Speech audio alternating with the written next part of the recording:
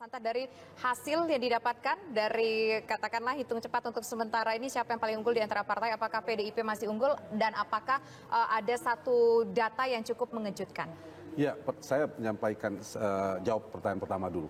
Dari data kelihatan memang kemungkinan besar diprediksi berdasarkan data quick count sampai sore hari ini bisa PD Perjuangan kembali menjadi pemenang pemilu meskipun suaranya tidak sekuat sebesar pemilu 5 tahun yang lalu. Artinya PD Perjuangan ada penurunan baik perolehan suaranya maupun kursi tentunya, terutama di basis-basisnya seperti Jawa Tengah dan sebagainya. Itu artinya kemungkinan ada dua faktor dia memang stabil, ada penurunan sedikit, tapi di saat yang sama yang diprediksi tadinya partainya Pak Prabowo, Gerindra, ini pertanyaan nomor 2 tadi, ada kemungkinan tadinya diprediksi akan memenangkan, atau paling tidak di survei kami terakhir di margin of error, itu ternyata Gerindra tidak setinggi yang diprediksi. Hanya 13,3% di nomor 3. Nah, yang menarik di posisi nomor 2 adalah Golkar. Golkar ini memang selalu dia kuat di calegnya ya, selain infrastruktur kelembagaan partai yang kokoh, di angka 15,3%. Jadi yang dapat 2 digit itu diprediksi ada 3 partai, satu lagi PKB, kemungkinan 11-12%. Jadi komposisi parlemen ke depan itu bisa dilihat ya gambarannya seperti apa. Nah, ada 2 kalau saya perhatikan dari data survei kami paling tidak di Poltreking Indonesia, bukan hampir semua, ada 2 yang saya kasih catatan nanti, semuanya itu di margin 0, saja selisihnya dibandingkan survei terakhir. Nah, yang agak meskipun disurveikan margin of error ini 2,9, yang lebih dari 1% itu di Gerindra dan Golkar. PKB sudah diprediksi memang 10-11%, 9-10-11%. Golkar di atas yang diprediksi, mungkin prediksi 10-11-12%, ternyata 15%, bisa 16% kalau kemudian ada margin of error-nya. Yang kedua, Gerindra sebaliknya, ternyata di bawah yang kita perkirakan. Nah, ini faktor-faktornya mungkin bisa kita diskusikan, tapi dari temuan kedua ada fenomena split ticket voting-nya cukup tinggi, di mana perolehan antar partai kalau di data terakhir ini antara perolehan suara dukungan kepada capres dan dukungan kepada partai dukungannya itu agak beda fenomenanya di paslon 1 dan 3 dengan di paslon 2. Paslon 1 dan 3 itu lebih tinggi partai koalisinya. Misalnya pasangan Amin itu gabungannya sekitar 28-30% partainya. Tapi Aminnya hanya memperoleh 24-25%. Begitu juga Ganjar. Ganjar itu kan hanya dapat berdasarkan data quick count sekitar 16 maksimal 17%, tapi partainya gabungan PDIP P3 itu 23%. Kebalikannya di paslon 2. Paslon 2 itu kan perolehannya dari data quick count antara 47-48%. Partai koalisinya ternyata hanya 45-46%. Itu versi Poltreking. Apakah poinnya proyeksi pemerintahan ke depan partai pendukung Prabowo Gibran ini versi yang terpilih ya, jadi presiden wapres terpilih itu belum cukup 50% plus 1 di parlemen. Seperti akan mengajak 1 atau 2 partai tambahan. Dugaan saya PKB, kedua Nasdem itu akan menjadi prioritas. Ini apakah betul ada fragmentasi mungkin mesin parpol yang mandek di akar rumput sehingga suara partainya besar tapi figurnya yang tidak termakan sama sekali, Mas Santa? Ya, pertama dari sisi perilaku pemilih ya, karakter perilaku pemilih kita itu memang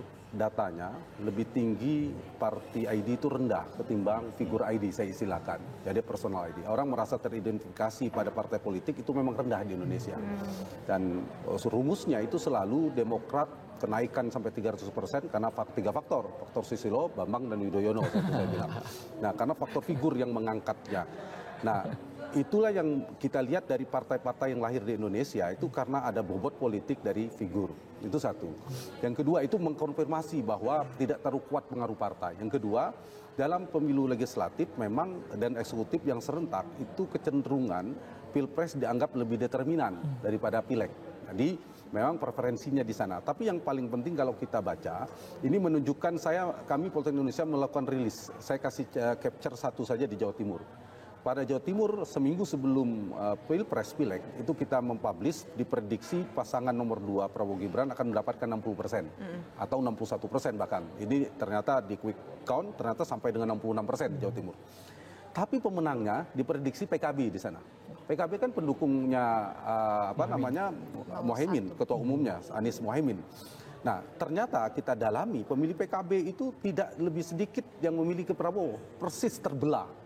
Separuhnya 40 sekian persen memilih ke paslon 1, separuhnya ke paslon 2. Artinya memang mereka, misalnya ini bicara Jawa Timur kan ada NU, kita bicara NU. NU ini kan salah satu kantong besar pemilih Indonesia. Pemilih NU itu kira-kira begini dia, sebagian besarnya. Nanti bisa cek ke Mas Agus juga.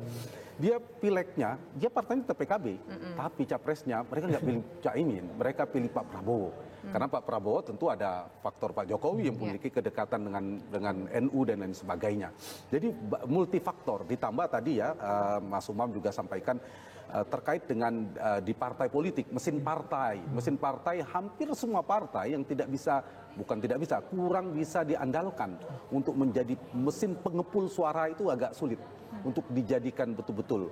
Yang sebaliknya dia mendapatkan berkah elektoral namanya kotel efek ekor jas. Justru pengekornya itu justru si partainya. Bahwa partai yang akan menggerek semalam untuk geser itu seperti Caimin kan gagal ini. Pak Muhaimin gagal membawa basis PKB. Lihat saja basis PKB di Jawa Timur misalnya.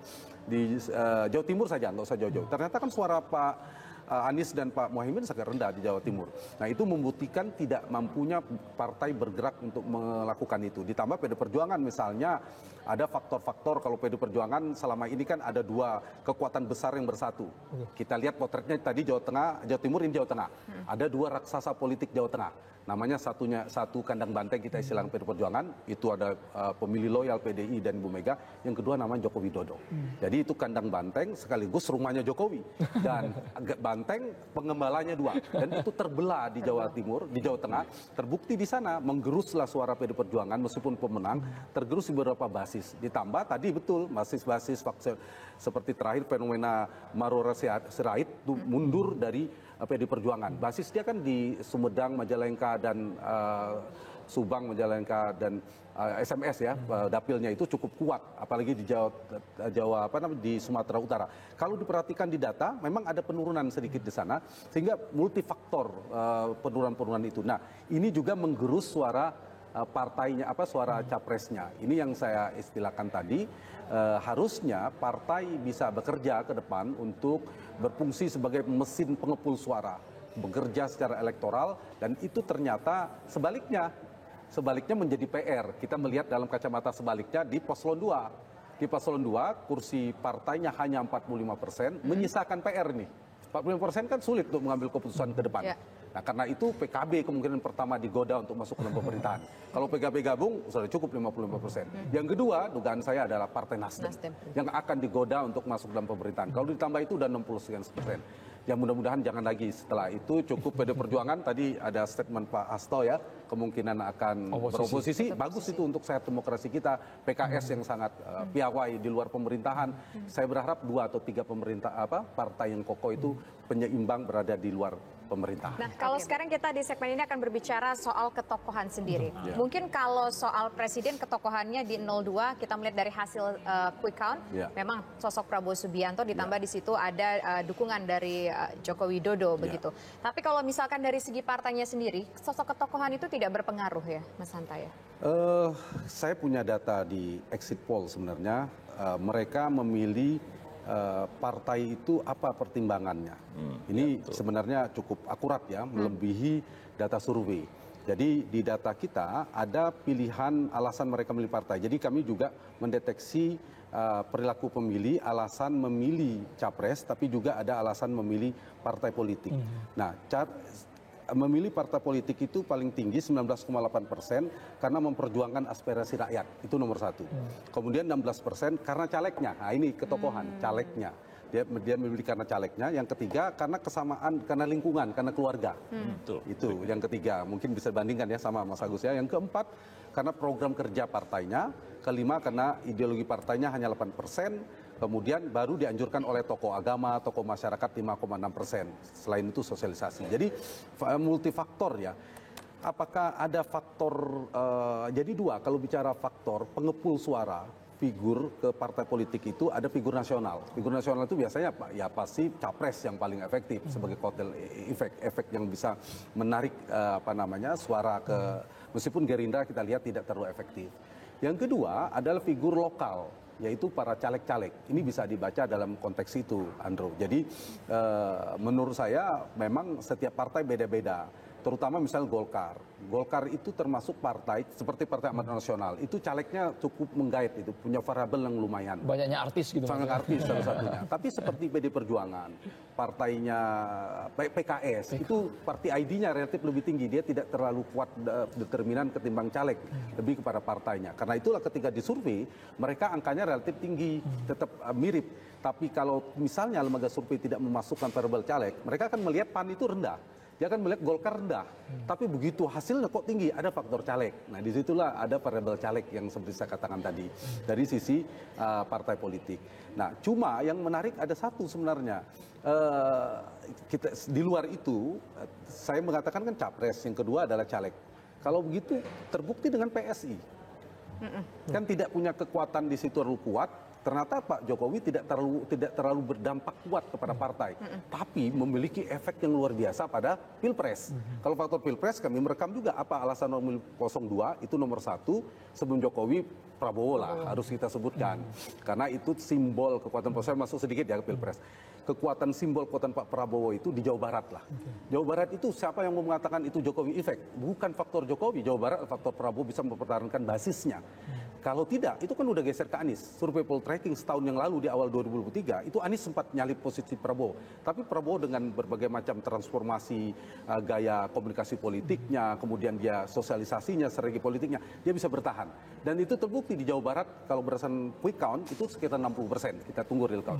Itu satu, simbol Prabowo. Yang kedua, ini Jokowi. Jokowi efek itu bisa dilihat dari tingkat approval rating, tingkat kepuasan Pak Jokowi kan tinggi. Yang kedua, Jokowi junior, namanya Gibran, cawapresnya Prabowo. Itu faktor Jokowi. Di mana potret terbesarnya, gambarannya? Jawa Tengah. Jawa Tengah itu kalau nggak faktor Jokowi bisa nggak bayangin bahwa Pak Prabowo akan menang di Jawa Tengah melawan Ganjar. Nggak kebayang, nggak kebayang kan? Faktor siapa? Faktor Jokowi. Karena Jokowi memang kuat di Jawa Tengah. Terbukti pemenang 53% berdasarkan data quick count. Nah, satu lagi provinsi besar, yang ketiga, simbol apa ini? Jawa Timur. Ini simbol fusi, penggabungan rekonsiliasi antara Jokowi dan Prabowo. Bergabunglah di sana. Di Jawa Timur mereka menang paling tebal. Penyumbang tebalnya kemenangan paslon 2 itu di Jawa Timur 66,7% di data quick count. Kita tunggu real count.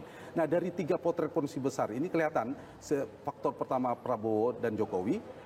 Faktor paling determinannya, saya tadi sebut 2 kali kemarin di TV One, faktor Prabowo Widodo atau faktor Joko Subianto. Itu faktor utamanya 02. Baru ditambah berdasarkan data survei, 30% mengatakan karena memilih figur Prabowo yang tegas berani. Kedua, karena faktor keberlanjutan Jokowi, faktor Jokowi 22%. Yang ketiga, faktor program.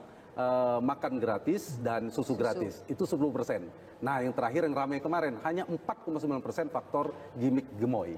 Itu 4 faktor yang menyebabkan orang memilih ketika kita tanya keluar dari TPS. Kalau Anies lebih pada karena mengusung perubahan. Semua kita tanya. Faktor kedua Anies karena figur capres yang dianggap cerdas dan religius yang kedua dan seterusnya. Begitu juga Ganjar dan sebagainya. Jadi faktor itu saya kira yang beda ya, preferensi kepada capres-cawapres dengan preferensi kepada partai politik.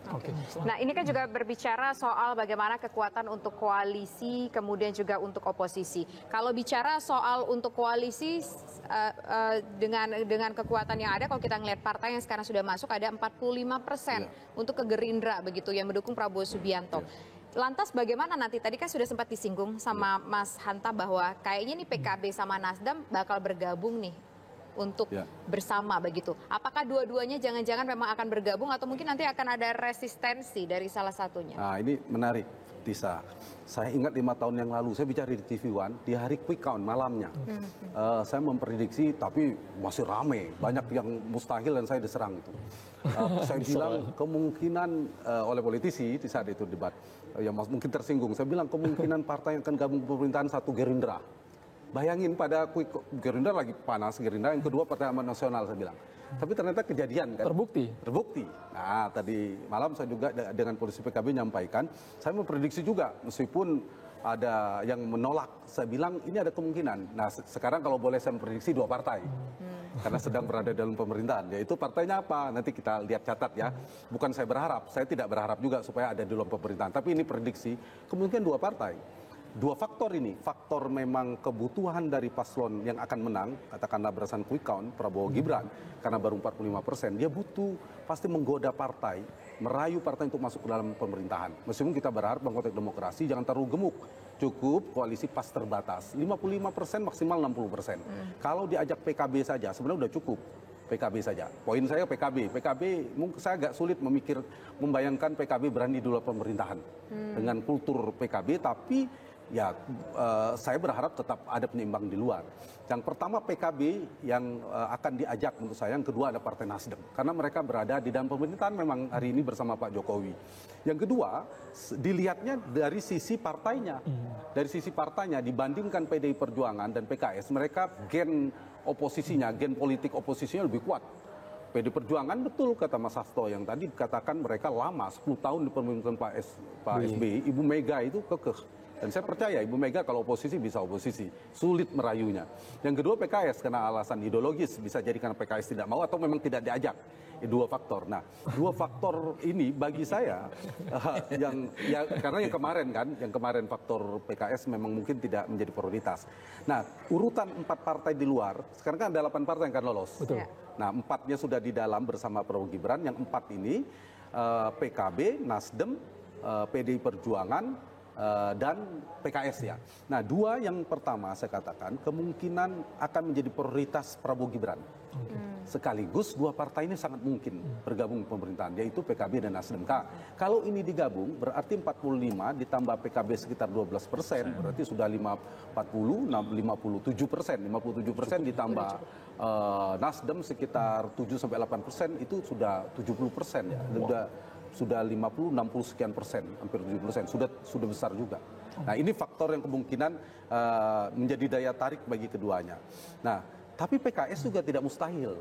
Karena ini bukan Jokowi presidennya adalah Prabowo. Dan jangan lupa Prabowo 2 kali didukung oleh PKS 2014-2019. Dulu sempat disebut oleh Pak Prabowo, sekutunya Pak Prabowo dan PKS itu bersekutu, bukan hanya koalisi. Artinya ada kedekatan, ada potensi. Meskipun semalam ada statement dari Prabowo akan merangkul semua kekuatan yang punya politik potensi. Rekonsiliatif, gaya Pak Prabowo ini kan transformasi Pak Prabowo itu kan ingin rekonsiliasi, mengajak semuanya, tapi tidak sehat buat demokrasi. Dalam konteks saya jangan semuanya.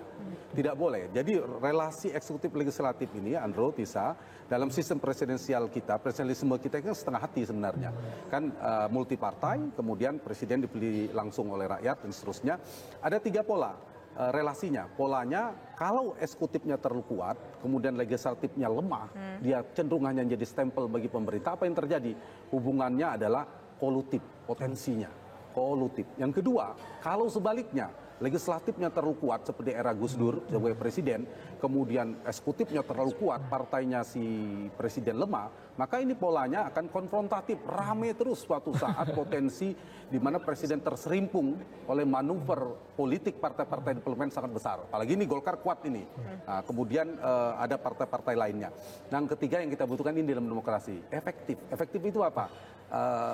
Sama-sama kuat, 60-40 lah kalau persentase, 60 di dalam pemerintahan, tapi di luar juga ada 40% yang kokoh, sehingga hubungannya mereka kadang saling mengimbangi. Apa yang menyatukan mereka adalah konstitusi dan kepentingan rakyat. Jadi memang harus begitu, harus saling kokoh. Kalau yang tidak terjadi seperti itu, saya kira kita tidak menginginkan Pak Prabowo dan Gibran didukung oleh semuanya diajak Prabowo. Jangan, harus ada yang di luar. Pun sebaliknya, kalau hanya 45% juga susah Pak Prabowo mengambil keputusan sebagai presiden nanti ke depan. Jadi pemerintahannya, presidensialismenya demokrasi presidensial yang efektif, sama kuat eksekutif dan legislatif.